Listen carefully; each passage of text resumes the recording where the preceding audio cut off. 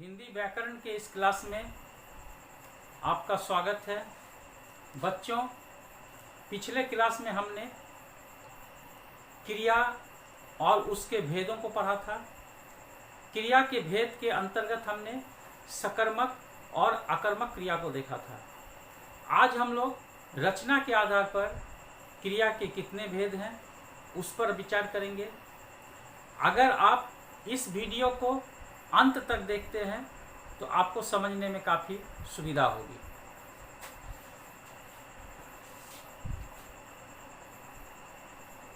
रचना के आधार पर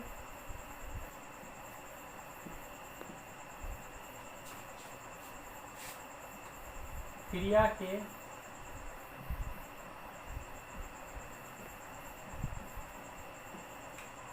निम्नलिखित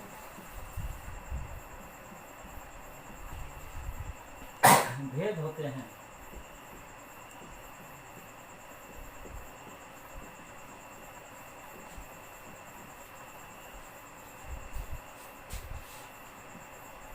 पहला, सामान्य क्रिया।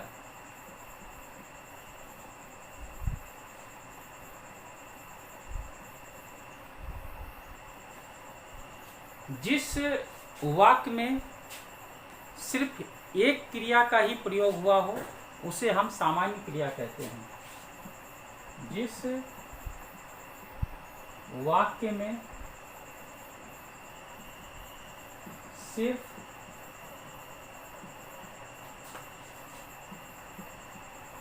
एक ही क्रिया का प्रयोग होता है उसे सामान्य क्रिया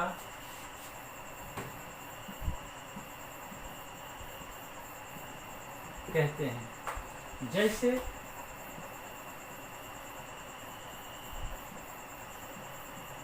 मैं पढ़ता हूँ,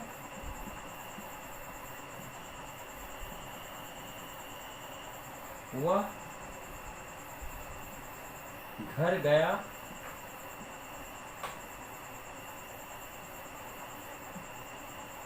तुम देखते हो। इसमें सभी वाक्यों में एक एक क्रिया है, पढ़ना, गया और देखना। अतः इस वाक्य को हम सामान्य क्रिया कहेंगे। दूसरा, संयुक्त क्रिया।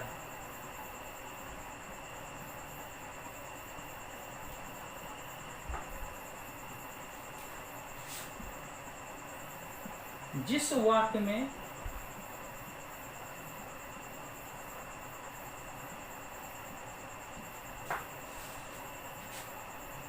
एक से अधिक क्रिया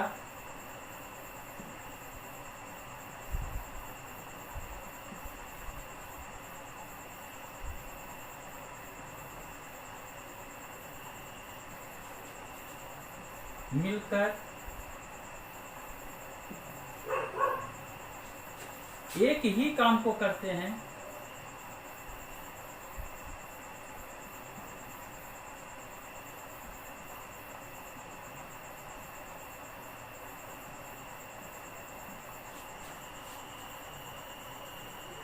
उसे संयुक्त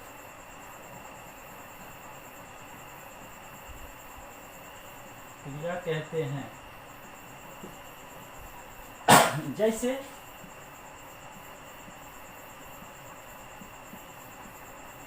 राधा गा रही है। इसमें एक और ये दो क्रिया मिलकर एक ही काम को संपन्न कर रहे हैं। इस क्रिया को हम मुख्य क्रिया कहते हैं।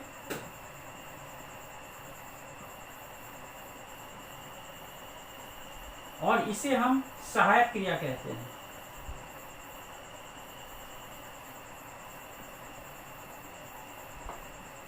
और दोनों क्रिया मिलकर एक ही काम को संपन्न करते हैं और इसीलिए हम इसे संयुक्त क्रिया कहते हैं।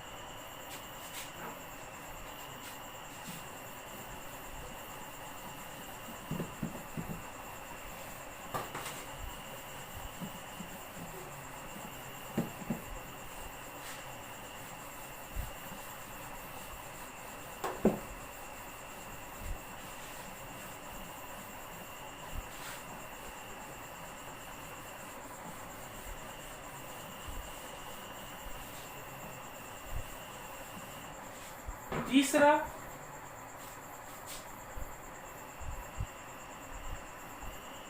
नाम धातु क्रिया।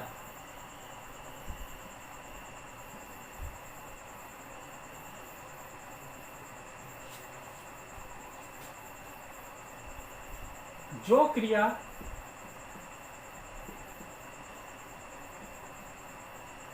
संज्ञा,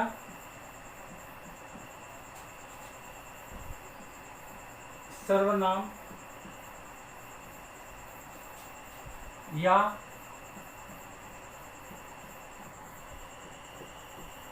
विशेषण से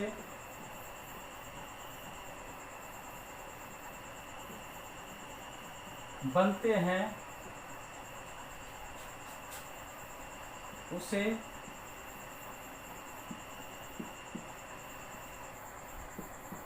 नाम धातु क्रिया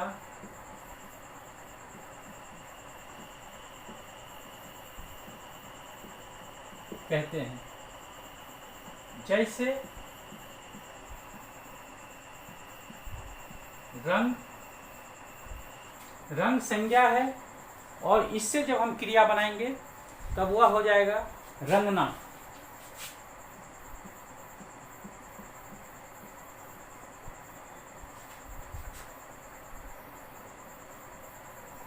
अपना, यह सर्वनाम है, अपनाना।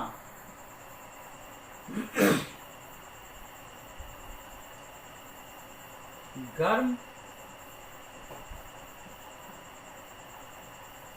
गरमाना।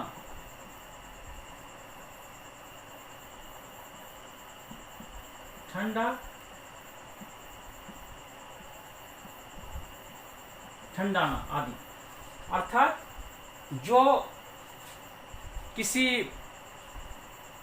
संज्ञा से बने या सर्वनाम से बने या विशेषण से बने उसको हम लोग नाम धातु क्रिया कहते हैं। चौथा प्रेरणार्थक क्रिया।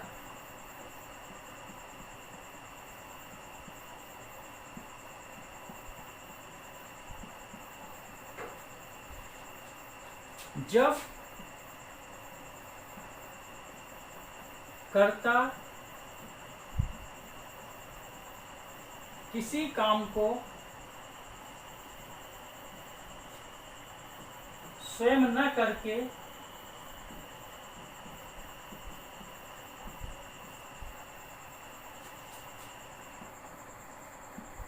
दूसरों से करवाते हैं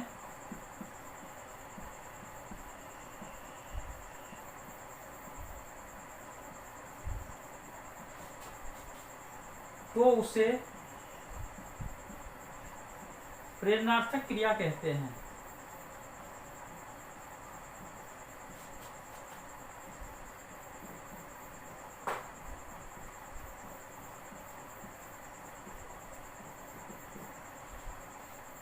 जैसे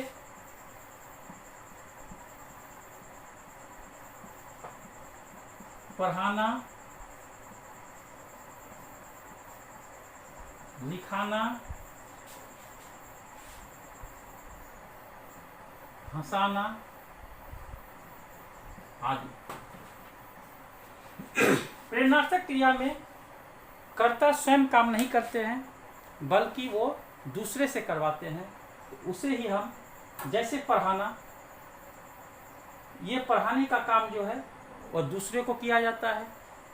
लिखाना, यह भी दूसरे को लिखाया जाता है, हंसाना, दूसरे को हंसाया जाता है। तो इस तरह की क्रिया को हम प्रेरणार्थक क्रिया कहते हैं।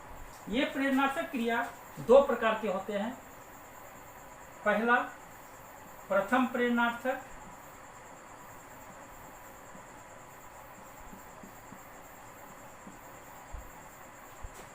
तथा दूसरा द्वितीय प्रेरणार्थक। अब हम कुछ क्रियाओं को देखेंगे और समझेंगे कि प्रथम प्रेरणार्थक कौन सी क्रिया है और द्वितीय प्रेरणार्थक कौन सी क्रिया है।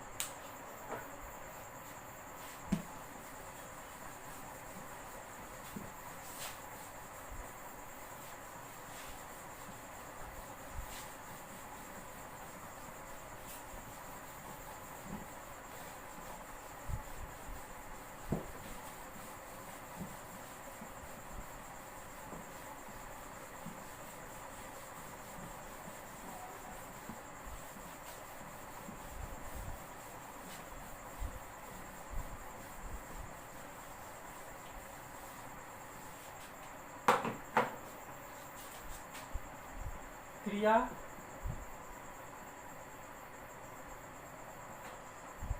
प्रथम प्रेरणार्थक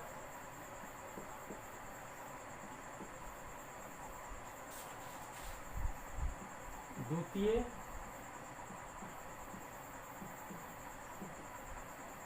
प्रेरणार्थक। प्रथम प्रेरणार्थक क्रिया, द्वितीय प्रेरणार्थक क्रिया।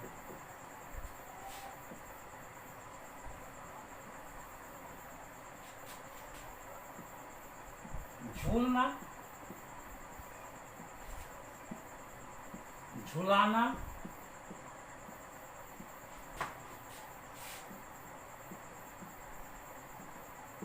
झुलवाना।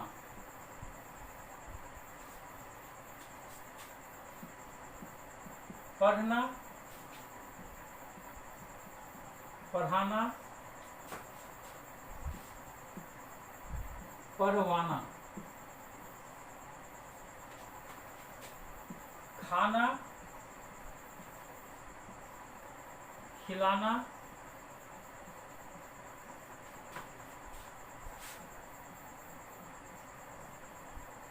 खिलवाना। कटना, काटना, कटवाना।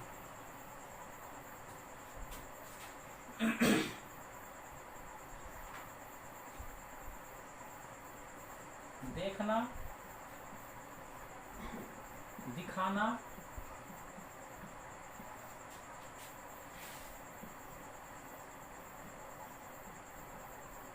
दिखवाना। इस तरह की जो क्रियाएं हैं उसे हम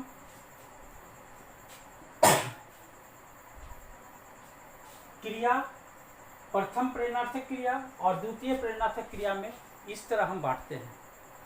इसके बाद पांचवा हो गया पूर्वकालिक क्रिया।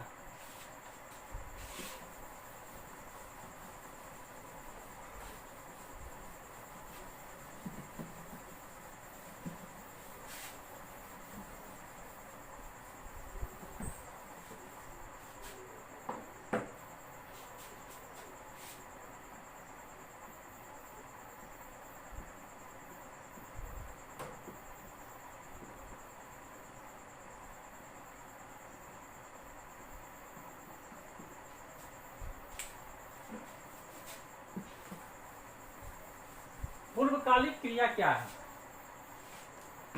जब किसी वाक्य में कर्ता एक क्रिया को करने के बाद समाप्त कर एक क्रिया को समाप्त कर उसी क्षण दूसरे क्रिया को शुरू करता है, अर्थात एक काम करने के बाद तुरंत उसी क्षण दूसरे क्रिया को शुरू करता है, तो पहले की क्रिया जो है वह पूर्वकालिक क्रिया कहलाती है। किसी वाक्य में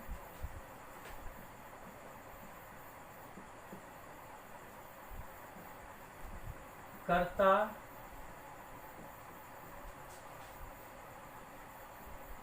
एक क्रिया को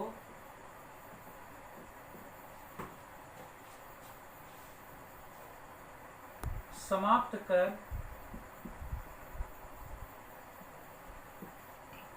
उसी क्षण दूसरे क्रिया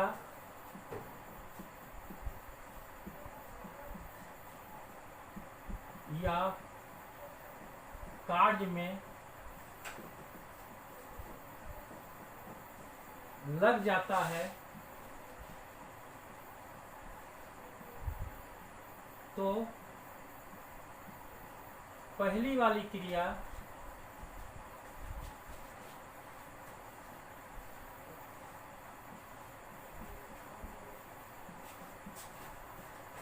पूर्वकालिक क्रिया कहलाती है।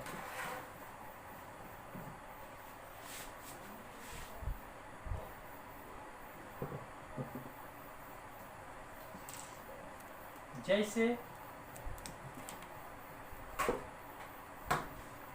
मैं पढ़कर लिखने लगा, वह घर पहुंचकर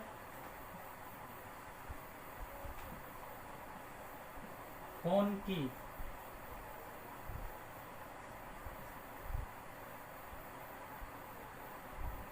तुम स्नान करके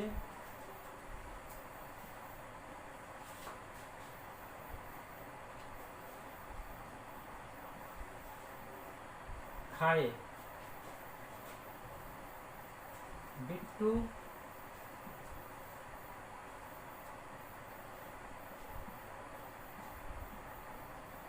दौड़कर घर गया। इन वाक्यों में पहला वाक्य मैं पढ़कर लिखने लगा, यानी सबसे पहले मैंने पढ़ा और तब जाके लिखा, यानी पहली क्रिया जो है पढ़कर, यह पूर्वकालिक क्रिया कहलाएगी।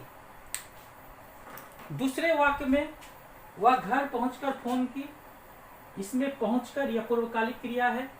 तुम स्नान करके खाए, या करके ये जो है पूर्वकालिक क्रिया है।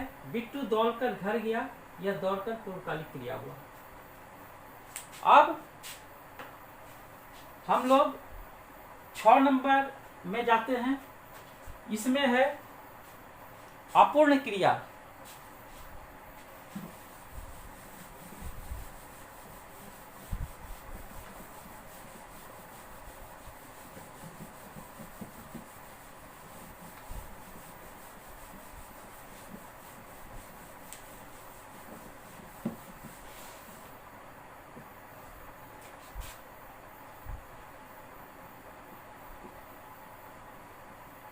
अपूर्ण क्रिया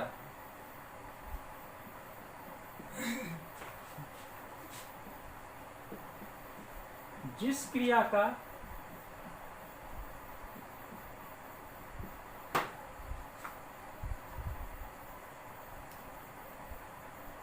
जिस वाक्य में वाक्य का अर्थ अस्पष्ट ना हो,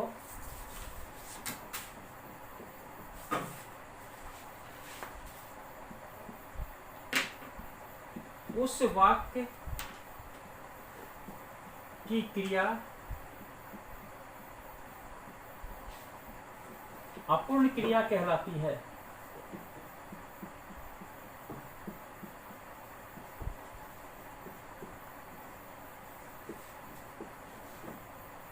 जैसे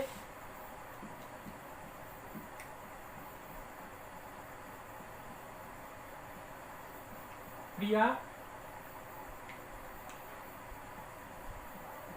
है,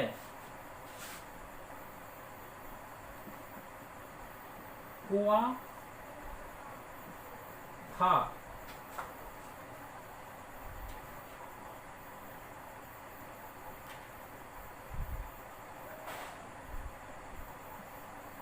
घर था आदि। हम लोग जानते हैं कि किसी वाक्य में जब पूर्ण विराम होता है तो वह एक वाक्य कहलाता है।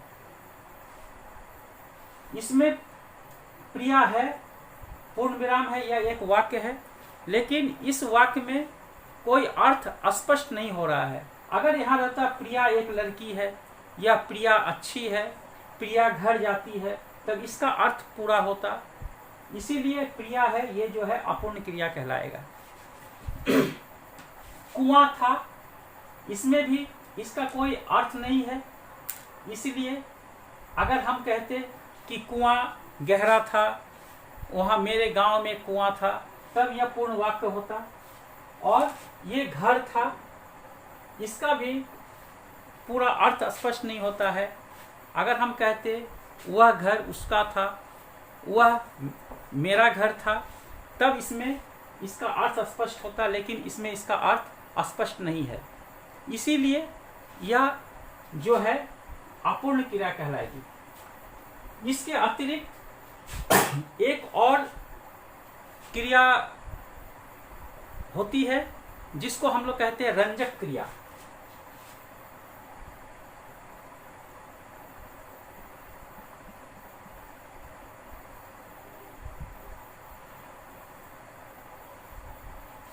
यह रंजक क्रिया जो है यह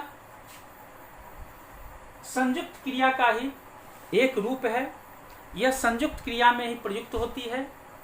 यह अपने वास्तविक अर्थ को नहीं बताती है, बल्कि मुख्य क्रिया के अर्थ में कुछ विशेषता उत्पन्न करती है, उसमें कुछ प्रभाव डालती है। रंजक क्रिया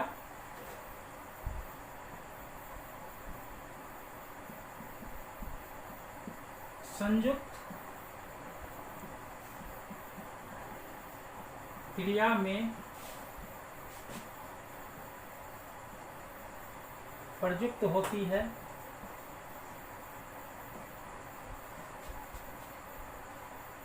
यह अपने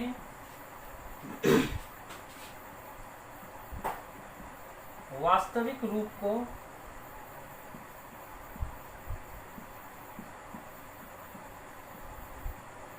नहीं बतलाती है,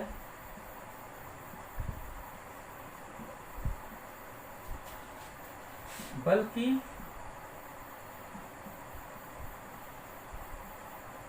मुख्य क्रिया में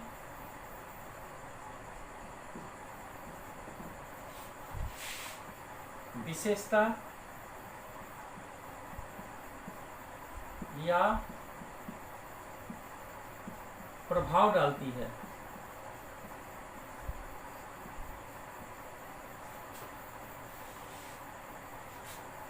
जैसे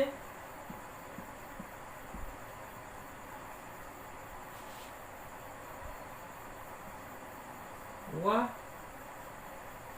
चला गया। इस वाक्य में दो क्रिया है, एक चलना और एक जाना, यानी चला और गया। इसमें जो है मुख्य क्रिया यह हुआ, चलने का बोध हो रहा है, लेकिन यह गया जो है इसको हम कहेंगे रंजक क्रिया, क्योंकि इस वाक्य में इसका कोई अर्थ नहीं है। यह जो है इस मुख्य क्रिया को प्रभावित कर रहा है, इस पर प्रभाव डाल रहा है, इसलिए यह गया जो है यह रंजक क्रिया है।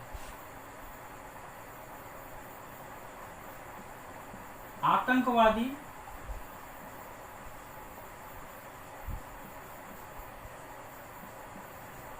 मारा गया। इसमें मुख्य क्रिया यह हुआ और यह रंजक क्रिया हुआ। इस प्रकार आज हमने रचना के आधार पर क्रिया के भेद को पढ़ा। क्रिया के भेद में हमने संयुक्त क्रिया, पूर्वकालिक क्रिया, सामान्य क्रिया, अपूर्ण क्रिया आदि सभी क्रियाओं पर हमने ध्यान दिया। और आज यहीं तक। हम लोग फिर अगले क्लास में नए चैप्टर को लेकर, नए अध्याय को लेकर हाजिर होंगे। धन्यवाद।